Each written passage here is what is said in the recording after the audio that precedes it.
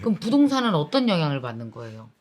제가 보기에는 금리를 낮추는 단계에서는 분명히 부동산을 계속해서 끌어올리는 수단이 될 수 있어요. 그렇죠. 근데 이게 동태적으로 시간이 가면서 이렇게 낮아지는 단계에서 금리가 낮아질 때 부동산 가격을 올리는 효과는 있지만 이미 낮아진 금리 상태에서는 부동산을 더 이상 못 올려요. 그러니까 낮아지는 동안은 동태적으로는 올릴 수 있지만 오케이. 그렇기 때문에 저는 이게 저금리 시대로 갈 때 부동산 가격이 오르는 게 사실은 저성장의 시대로 갈 때 마지막 타오르는 불꽃이다. 그렇기 때문에 마블이네. 네. 마블 마지막 불꽃. 이렇게 나무 이렇게 쌓기 놀이 같은 걸 하는데 이렇게 쏠리게 쌓잖아요. 네. 뭐 잘 쌓지다가 어느 순간 그게 임계점이거든요. 네. 크리티컬 포인트. 이게 딱 넘어서는 순간 딱 넘어지는 거죠. 그거 언제 넘어지느냐 저한테 물어보시면 저는 이렇게 말할 거예요. 그걸 알 수 있는 사람은 신밖에 없습니다. 그렇지만 우리가 그 위험한 단계에 있느냐 아니냐는 알 수 있어요. 지금 현재 상태가 위험하냐 아니냐. 그 전 세계적으로 이렇게 저금리로 내려오면서 사실은 부동산으로 쏠림 현상이 있고 우리나라도 최근 몇 년간 부동산이 엄청나게 오르고 뭐 작년 재작년에 난리가 났잖아요. 막 강남에 이게 저성장으로 완전 가라앉으면 이 부동산이 어느 정도 내려가기 시작해. 그럼 그 다음에 올라오는데 엄청 오래 걸리는 거죠. 네. 일본은 한 25년 걸리지 않았어요? 아직도 회복 못했죠. 아마. 처음으로 반등했을 때까지 딱 20년 걸렸습니다. 그랬다가 처음 반등까지 20년이 걸렸어요? 네, 그리고 다시 25년 때 다시 한번 꺾였죠. 그랬다가 다시 아베노믹스 시작하면서 지금 뭐 좀 반등을 조금 하긴 했어요.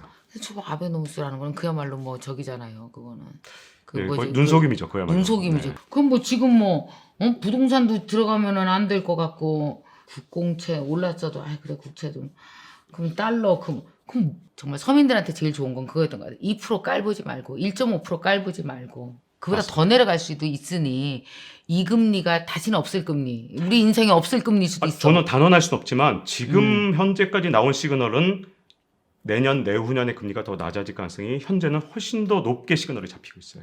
그렇기 때문에 이럴 때는 일단 손해볼 게 없으니 장기로 적금 들어놓고 예상이 틀리면 돈 안 넣으면 되는 거잖아요. 그게 여러분한테 제일 좋은 것 같아요. 네. 근데 이게 또 우리가 금리가 내려가는 걸 시그널로 보지 않고 하나의 현상으로 보면 저금리네 이거 돈 꺼갖고 집 사야 되겠다.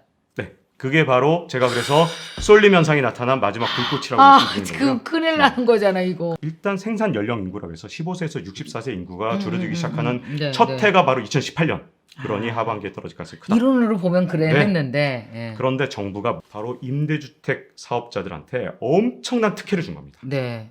그리고 주택연금을 도입했죠. 어허. 이 두 가지가 얼마나 큰 효과를 갖고 있냐면 최근에 집값 오른 거에 대부분이 임대주택 사업자로 등록만 하면 온갖 세금을 다 면제해 주니까 네. 60대 이상 고령층이 그전에는 자영업을 했어요. 네. 근데 자영업했다 다 망하고 이분들이 5년 내에 폐업할 확률이 80%가 넘으니까 그렇죠. 먼저 망한 사람들을 보면서 베이비붐 세대들이 한 60년 안팎으로 태어난 분들이죠.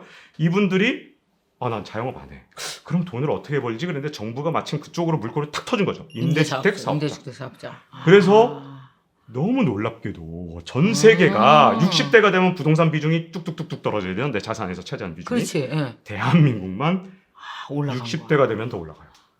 50대, 60대가 되면 부동산 비중이 훨씬 올라가는 거의 전 세계 유일한 나라가 됐는데 그게 정부가 만들어낸 방법이었던 거죠.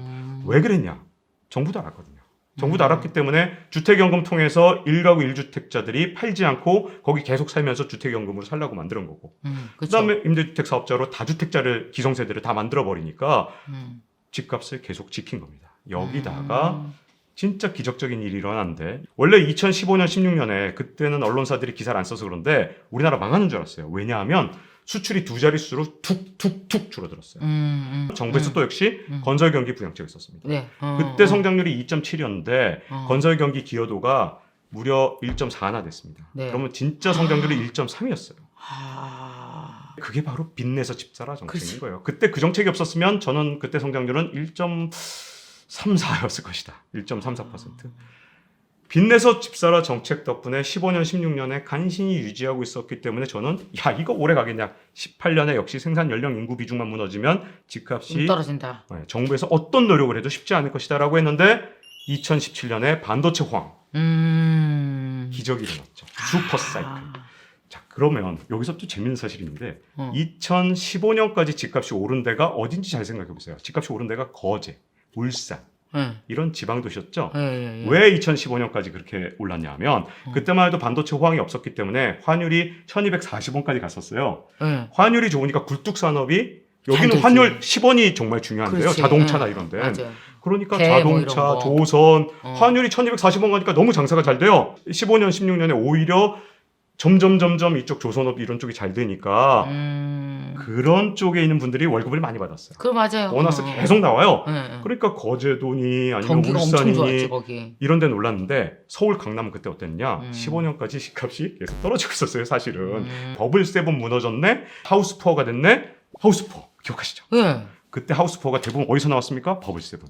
왜냐하면 그때는 이 강남 지역에 사는 분들의 소득이 그렇게 올라가지 않았고 오히려 울산, 거제 이런 데가 올라간 거예요. 그렇구나. 근데 2017년, 18년의 기적, 반도체 호황의 기적이 일어나니까 네. 17년, 18년에 집값이 엄청나게 올랐는데 선행변수 먼저 움직이는 거, 경제보다 먼저 움직이는 게 선행변수, 네. 후행변수 늦게 움직이는 거. 네. 선행변수 중에 가장 대표적인 게 주가입니다. 아하. 주가. 왜냐하면 여기는 진짜 타짜들. 네. 정말 뭐 기업 재무제표 보면서 내일의 주가 맨날 계산하는 사람들이 이런 사람들이 바로 주식 투자를 하기 때문에 경제가 좋아질 것 같다 그러면 주가가 먼저 올라요. 오케이. 이게 선행변수인 거예요. 그럼 후행은? 예. 후행은 집값이죠.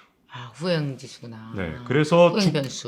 주가보다 어느 정도 늦게 움직이냐면 6개월에서 24개월 정도. 지금까지 그렇게 계속해서 늦게 통계를 움직여요? 보면. 네. 그래서 보통 주가가 대폭락을 하면 6에서 24개월 뒤에 부동산 가격이 떨어지는 경우가 상당히 많았어요. 지금까지 역대 뭐 66개 나라에 대해서 엠피컬 데이터를 연구해 보니까 6에서 24개월 뒤에 집값이 폭락하더라. 왜 그러냐? 또 이유가 있어요.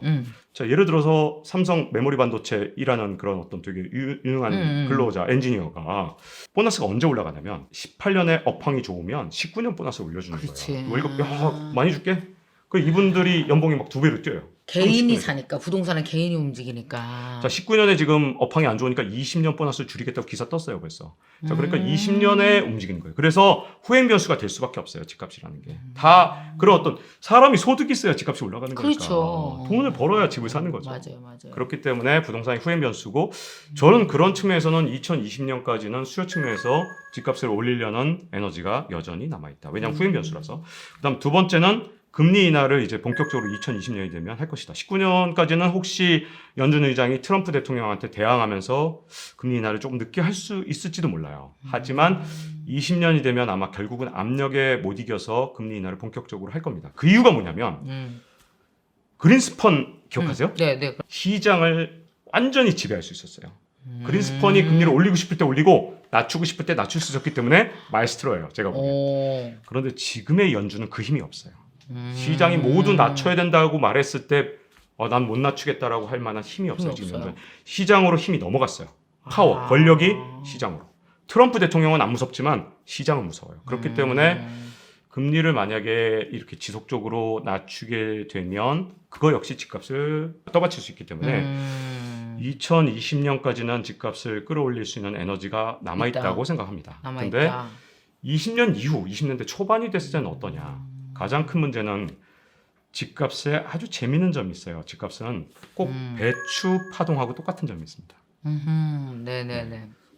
배추, 양배추 김치 옛날에 2010년대에 먹어본 적 있으세요? 혹시 식당 가면 양배추 김치? 양배추김치 나갔죠. 배추 파동 때가 나갔고 알지요? 왜 몰라요? 배추가 없어서. 배추가 없어서. 네. 그래서 2010년에 제가 도매값을 찾아봤더니 네. 2010년에 한 포기에 11,000원.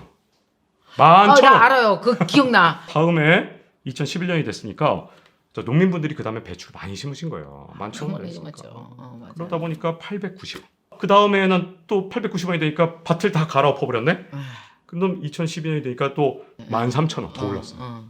자, 이게 바로 이제 코백 모델이라 그래서 거미집 모형이라 그래서 계속해서 도는 거예요. 맞아요. 기력적으로 안 가고 이렇게 뱅글뱅글 돈다 그러는데 이 코백 모델에 따라서 움직이는 대표적인 시장이 바로 부동산이에요. 자, 배추 가격이 올라가면 바로바로 공급을 늘릴 수 있으면 배추 가격이 이렇게 파동이 일어나지 않죠. 근데 1년 뒤에 아니 뭐 적어도 고냉지에서 키워둔 몇 달 뒤에 나오니까 이게 그만 배추가 막 들쑥날쑥하는 거예요. 바로 그렇죠. 공급량을 바로 못 늘리니까. 못하니까. 근데 부동산이 딱 그런 게 자, 부동산 가격이 막 폭등을 해요. 그러면 건설 회사들이 있는 대로 분양을 해요. 야, 부동산 가격이 올라가니까 분양 너무 잘 되네. 그렇지. 막 분양을 해요. 3년 뒤에는 입주 물량이 엄청나게 많으니까 분양이 더 이상 안 돼요. 그러니까 또 분양을 안 해요. 그 다음에 3년 뒤에는 물량이 부족해요. 그렇죠. 자, 그러다 보니까 예. 2000년부터 지금까지 정확하게 5번의 파동이 있었고요. 4에서 5년 정도 주기로 집값이 이런 식으로 톱니바퀴죠. 2018년 톱니바퀴 끝에 있는 겁니다. 그러다 보니까 그 오름세 끄트머리에 있는 거잖아요. 예. 기억나세요? 노태우 대통령이 200만 원 건설? 그게 90년대 초반? 네. 그 80년대 올림픽 끝나고 나서 뭐 그쯤 그렇죠. 그죠? 그리고 나서 10년 동안 집값이 주저앉았거든요. 근데 그 맞아요. 이후로 200만 원 건설을 한 이후로 이번에 역대 가장 많은 분양이 2015년부터 18년 사이에 있었습니다. 자, 그러면 이분들이 언제 입주하느냐? 19년부터 대충 22년까지 그렇죠. 이분들이 입주하죠. 입주를 하죠. 이분들이 입주를 하기 시작하면 물량이 아마 남아돌기 시작할 거예요. 그래서 이 살던 집 빼고 그쪽으로 이동하고 하면서 여분이 여기저기 생기겠네요. 그렇죠. 아하. 그래서 이틀 전에 KDI 네. 한국개발연구원 우리나라의 가장 뛰어난 싱크탱크 중에 하나죠. 그렇죠. 여기서 내년부터는 역전세난이 일어날 수도 있다. 지금은 집값이 올라서 막 걱정이지만 2020년부터는 역전세난이 일어날 수 있기 때문에 부동산 정책을 지금 한쪽으로만 가서는 안 된다. 이런 약간 좀 상반된 지금 부동산 학자들하고 좀 다른 거시경제 학자들은 이게 또 반대로 될 수 있는 거 아니야? 벌써부터 걱정이 시작한 거예요. 왜냐하면 아까 말씀드린 대로 거미집 파동, 아까 네, 배추 네, 파동하고 네. 똑같은 파동이 있기 때문에 이게 좀 조심해야 되는데 자, 여기서 사람들이 참 희한한 거는요. 네. 집을 살 때 꼭 언제 사는 줄 아세요, 사람들이? 언제 배추 사요? 파동의 끝부분. 그래. 11,000원 할 때. 배추 가격이 11,000원 할 때 꼭 사요. 지금이라도 안 사면 늦은 것 같거든. 네. 그래서 사는 거예요. 890원 네. 할 때는 아무도 안 사요. 그렇죠. 근데 이게 지금까지 계속 주기적으로 반복되는데 2019년의 사람들은 2013년에 하우스푸어로 버블7 지역의 강남 지역에서 정말 많은 사람들이 고통받았던 거 싹 잊어버리거든요. 영원히 오를 거라고 얘기하고 2013년 같은 상황이 또 생기잖아요. 앞으로 그쵸. 예를 들어서 2020년대 초반에 뭐 혹시 상황이 생겼을 때는 아마 또 영원히 떨어진다고 생각할 거예요, 사람들이. 그런데 집값은 톱니바퀴다 지금까지. 옆집 훈이 아빠가 글쎄 집을 샀는데 5억에 샀는데 8억대 때 막 흥분하시잖아요. 그렇죠. 꼭 나만 바보 된 네. 것 같은 느낌. 어? 맞습니다. 근데 놀랍게도 주기적으로 계속해서 기회를 줘왔기 때문에 5억이 3억 됐을 때 그때 잊지 말고 사시면 돼요. 그때 불안하면. 그러니까 그냥 잘 보고 있다가 네. 잘 보고 있다가 어차피 5년이면 되네. 5년 금방 가는데 뭐. 4, 5년마다 오는 주기는 약간 주택의 공급 측면에서 분양 측면에서 나타나는 거미집 효과에 의해서 일어나는 거고요. 또 하나는 이 자본주의가 아무리 고도화되고 아무리 면역 체계를 발전시켜도 반드시 위기는 돌연변이를 일으키면서 우리를 공격해오기 때문에 네. 우리가 살아있는 동안 제가 보기엔 한 30년 산다 그러면 위기 두세 번은 꼭 와요.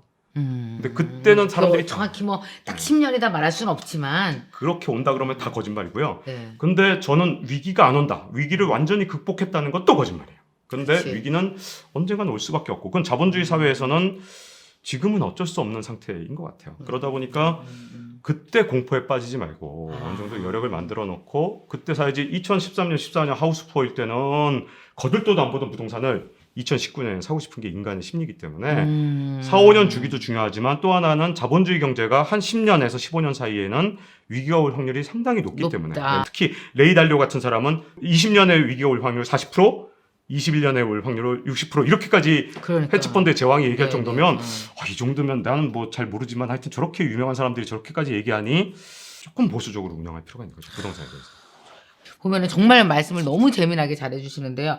7가지 시그널만 알아도 경제가 보인다. 그래서 지금 우리가 나눈 얘기가 지금 이 책에서 보면은 61페이지에 있는 금리 시그널, 그죠? 네. 금리 인하가 시작되는 순간을 주목하라. 금리 인상이 멈추는 순간 주목해서 봐야 된다. 그러면 여기 지금 이 보시면은 시그널에 대해서 수없이 이 책에도 보면은 계속 시그널이란 말이 굉장히 많이 나온단 말이에요. 여기 이 7가지의 시그널은 오늘 다 밝힐 수는 없고 아까 말씀하신 거 일단 우리가 금리 시그널과 어떤 부동산을 읽는 거에 대해서도 말씀을 드렸으니까요. 마지막으로 이 시그널을 개인이 좀 읽으려면 어떻게 해야 좀 이 시그널을 읽고 이렇게 좀 두렵지 않게 살 수 있을까요?